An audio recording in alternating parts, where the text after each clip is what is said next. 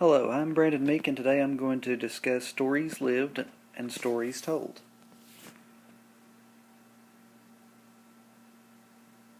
The difference between stories lived and stories told are stories lived are easier to understand because you can relate them better because you actually were part of them.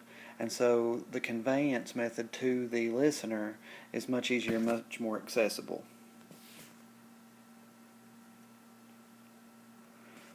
Stories we tell and stories we live are always tangled together, yet forever in tension, according to Griffin 2006.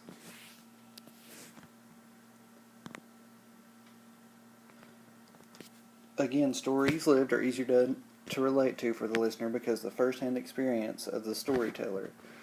Stories told can be conveyed in many different ways to many different people, yet stories lived are always the easier method of easier to convey because we lived it, and as people we have a tendency to trust things that other people have lived other than hearsay.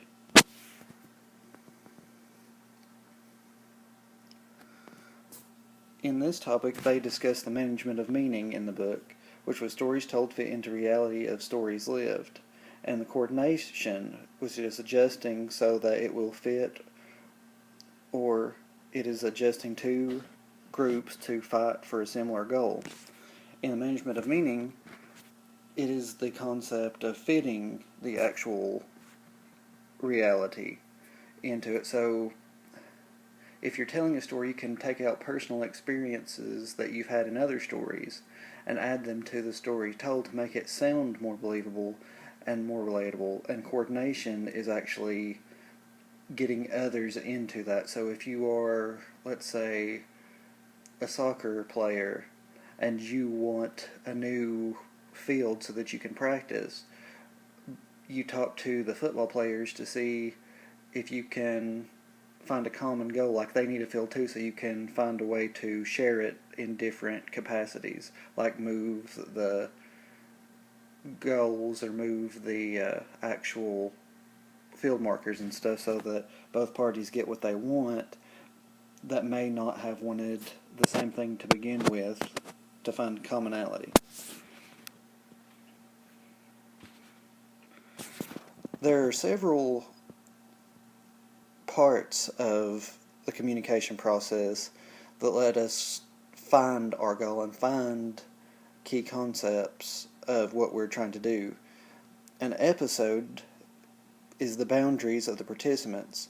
So if a person has their episode high on the hierarchy of meaning, they value the rules and the regulation side of the conversation and try to have more of a justice approach.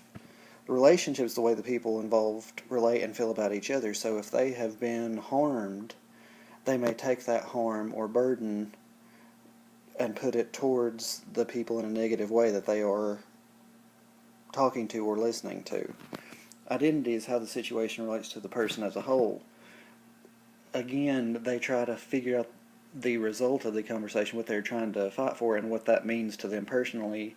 Just like if, again, I was talking about the soccer player getting the field, it would influence them as a person saying that, hey, I fought for something and I'm going to keep fighting for it because that's who I am as a person.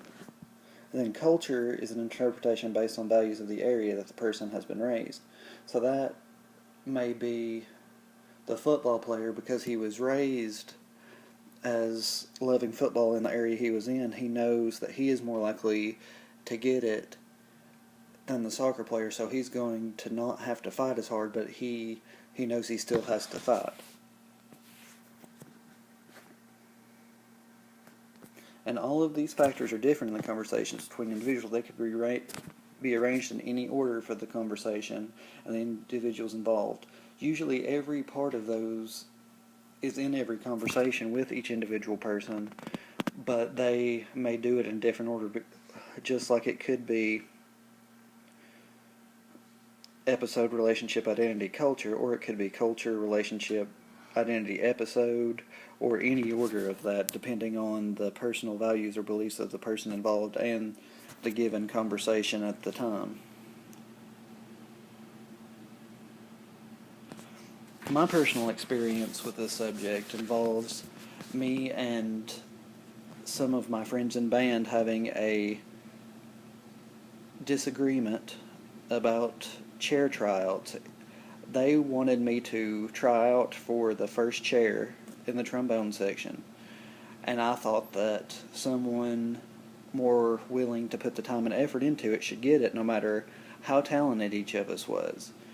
And I talked to the band teacher about this, and we all came to agreement where my identity was more important, where my values were I wanted to be a collaborator and not a person that gets all the solos necessarily. So my identity and my rules and my culture and all of my beliefs basically led me to being a second chair by choice, so that everyone else could shine, and ended up everyone else kept challenging who was the first chair anyway, and they never challenged me, so they switched back and forth between each other. But to end this speech, I would like to say that stories can be told in many different ways, and they're all personal experience. It's just whose personal experience it is the biggest difference between stories lived and stories told. But as long as people are having the conversation and are telling the stories to begin with, I believe we figure out what people want out of society as a whole. Thank you.